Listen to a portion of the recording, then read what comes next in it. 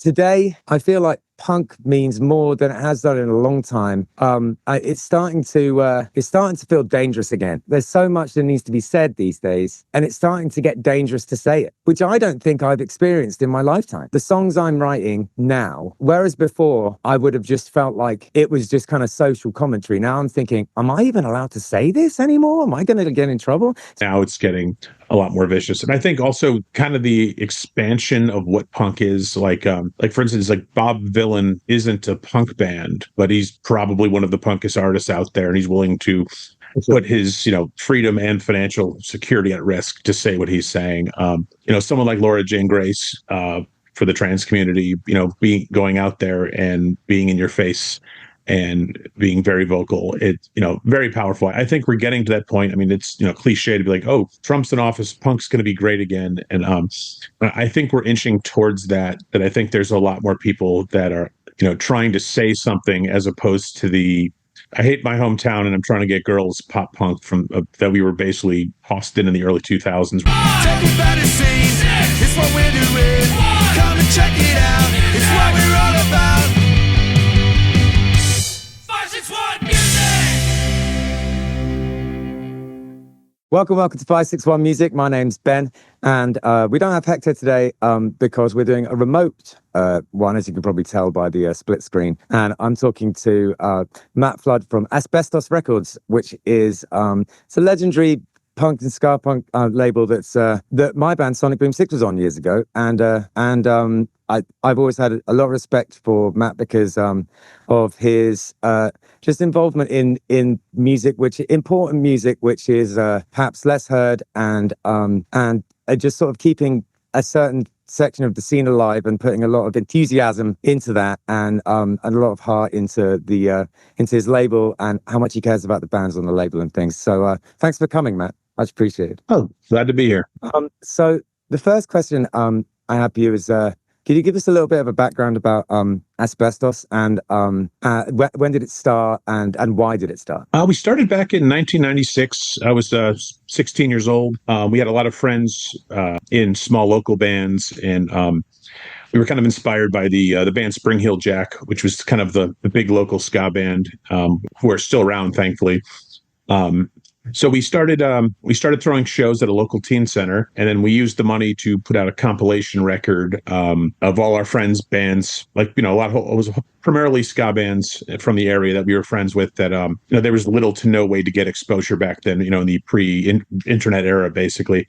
Yeah. Then I was actually just talking about this weekend with a bucket from the Toasters. We ran out of money after pressing the CD, so we had to drive up to the pressing plant to pick it up because we couldn't afford the shipping. And then on the way home, we had to stop at malls to sell the CD in the parking lot to kids because we didn't have enough gas money to get home from Massachusetts.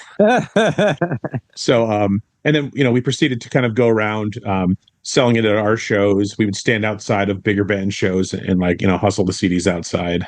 And it kind of went from there. We did a couple more compilations and then started kind of working with bands like proper. Nice. So when it comes to the things that you release these days, you do, would you say that it's primarily vinyl at this point? Is it just vinyl now, or is it vinyl and CDs as well? We do some CDs here and there. I primarily stick to vinyl. Like sometimes the bands will need CDs, and we'll do short runs. Yeah. And in most cases, I let the bands handle their own digital, and I just, my interest is in making the physical artifact and kind of selling those. I'm not a big fan of digital music. I think it's kind of, it's not, there's a lack of permanence. Like if Spotify goes down tomorrow, everyone's music collection goes away. Yeah. But, I know mine is still on the shelf behind me, and it's always going to be there. I can relate to that. And you can't see right now because my background has been taken out, but over to my left, I have a big stack of vinyl, and it's for that reason. It's I'm just about old enough to remember days before digital media, and I'm a good bit old enough to remember that. And it was, part of the beauty of collecting music was that the kind of, you came away with this fetishized sort of consumer product that you could take home and cherish, and it's a shame that we don't have that anymore. One of the things that we really enjoyed doing in Sonic Boom 6 in the early years was the whole creation of the package of the album, with the artwork and the art and making the album a story, and and adding like all of the lyrics into it and everything, so someone could take it home, and it was more than just the sound, So that meant a lot to me, and I think it's a bit of a shame these days. But it's not to say that it's gone away. It's just it's just less prevalent now. That's all. But you've been before I get into the ways that you were involved in your local punk scene, which I think is important for this podcast because it's something that is dear to my heart in terms of trying to build the scene down here in South Florida. Before I get into that, I'm curious about your involvement in the wonderful Supernova Ska Festival. Like, what can you tell people a little bit about that? Because by all accounts, and I feel terrible that I haven't been yet, it seems to be going very well. Yeah, it's out of all the festivals I've ever worked, it's the most wonderful. It's basically the vast majority of people are buying tickets before a single band is announced. People from all over the world, they come back year after year. It's very much kind of like a family picnic vibe that just happens to have bands playing at it. Yeah. Tim and April run it, and it's very, like, unlike any other festival you've been to. It's so band and fan first over anything else. Like, free water, cheaper tickets. You can go in and out all day. You could bring in a cooler with food. They set up almost like a daycare area for the kids to hang out at, so the parents can enjoy themselves. They set up changing stations so you can go swimming on the beach and come back and change. They really go out of their way, and the bands are paid very well. Everyone's getting fed all weekend long. It's really just a wonderful experience.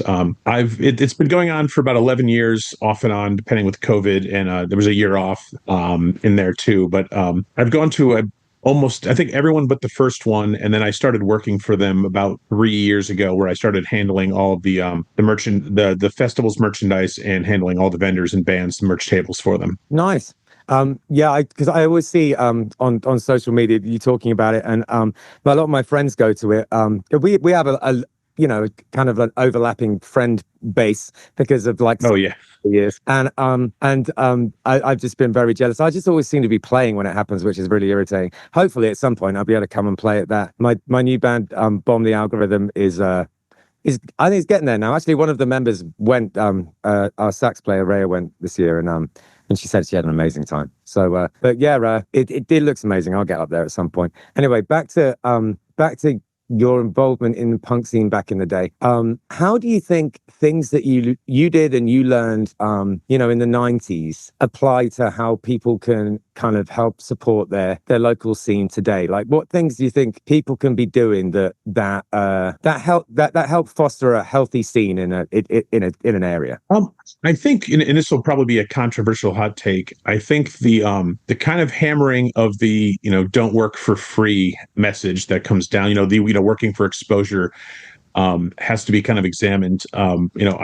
I worked for pretty much every punk venue in the state, as well as some of the other bigger ones, doing kind of promotion work and more or less just essentially in exchange for tickets or getting in. And when you on a DIY level, there really isn't the money to pay everyone fairly across the board for all the work that's being done.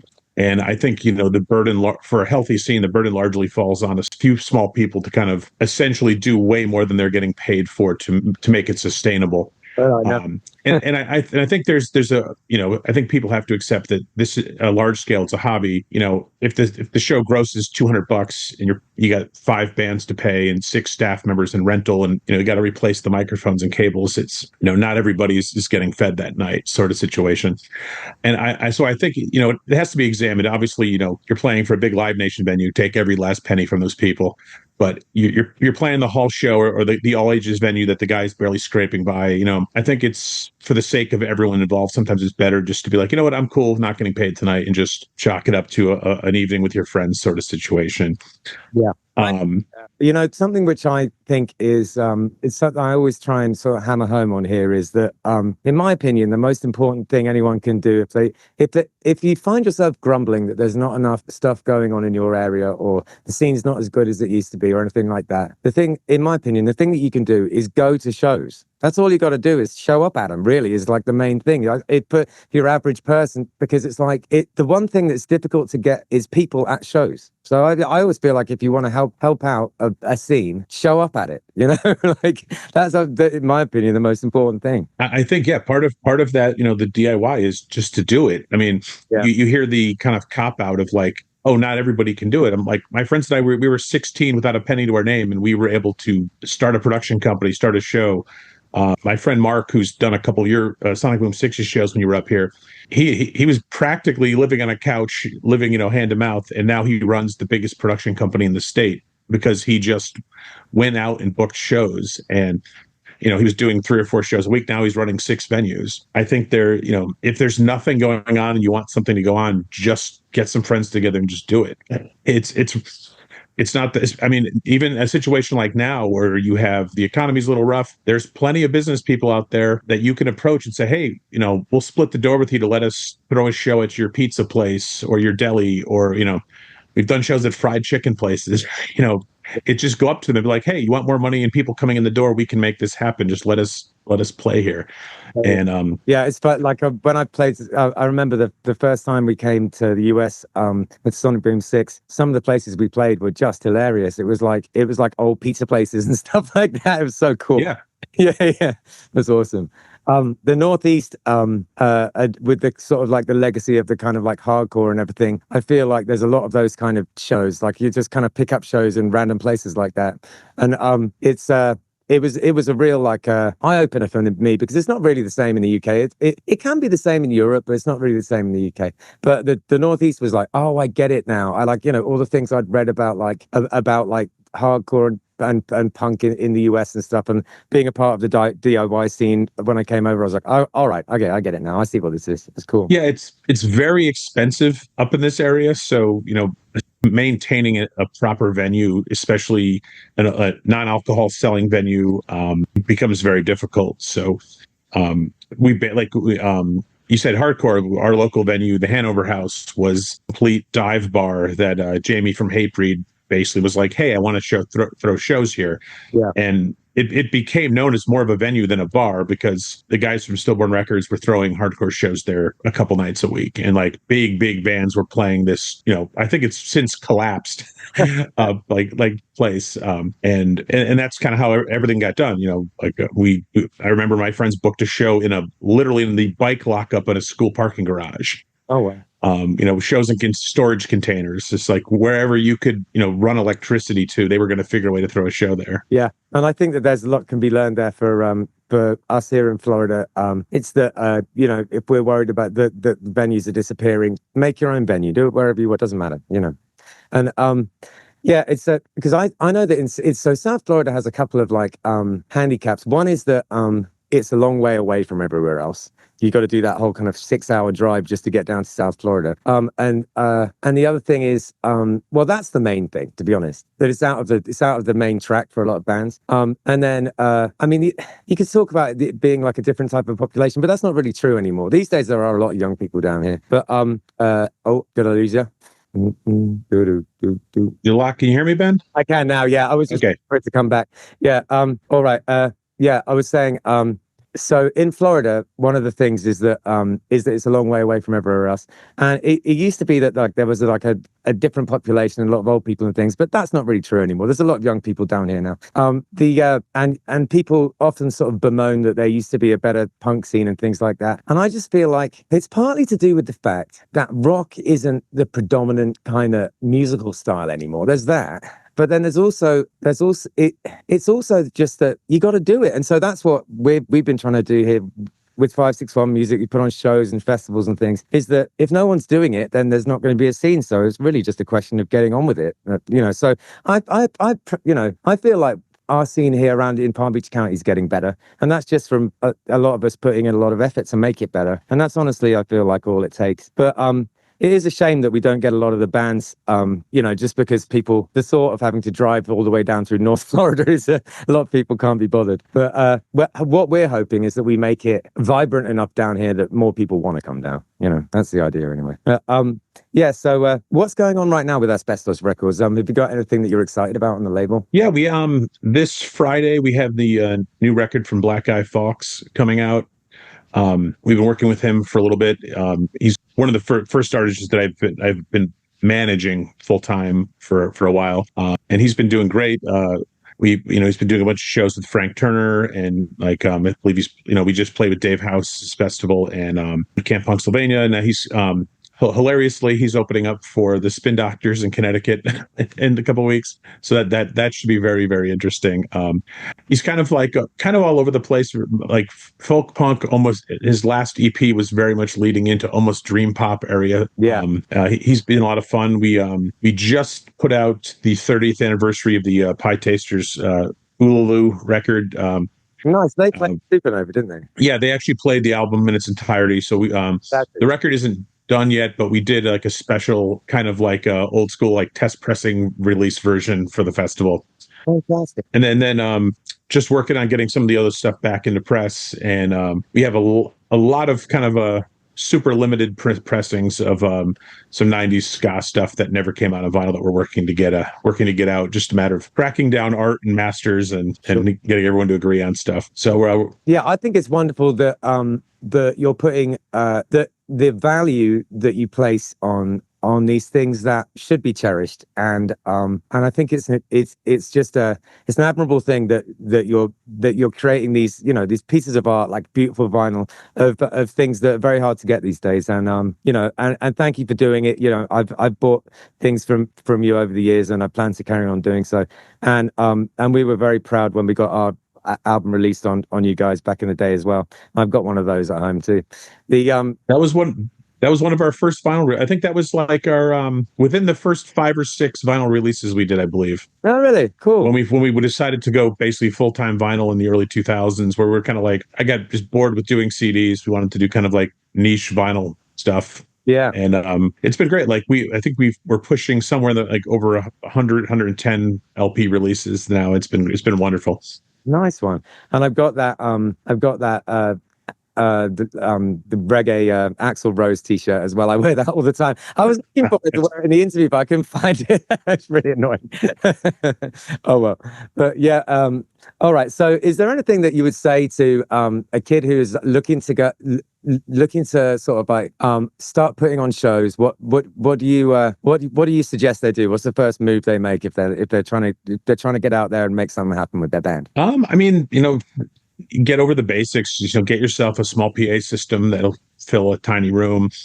And honestly, just be creative about it. You know, somebody's got a backyard that's remote enough to not alert the cops. Somebody's got a big basement. You know, go to that restaurant that looks like they're struggling a little bit and has a side, you know, room for parties or something, and you'll find somebody that's willing to do it. You know, look for places that are, you know, hosting open mics and be like, hey, can we do a show with 2 or 3 bands here and we'll split the door with you, or something of that nature.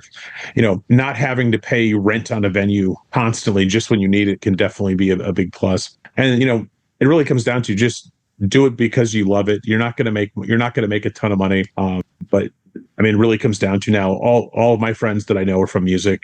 All of my best memories are from music. And now, like, I'm bringing my kid's 11 now. He's fallen in love with it. He goes to all the shows with me. He's worked selling T-shirts for bands for Supernova for the last 3 years, and you know, now I get to share that with him on a daily basis. And he loves all the 90s bands. Like took him to see Sonic Boom 6 last time they were in the States, and he had a grand time with that. So it's basically just, you got to just do it because you love doing it, and otherwise you're going to burn out on it. Yeah, for sure. I'm still doing it because I love doing it, and if I didn't, I would have given up years and years ago. That's for sure. So the last thing that I just sort of want to touch on is I was thinking this morning as I was kind of pottering around the kitchen making my coffee that today I feel like punk means more than it has done in a long time.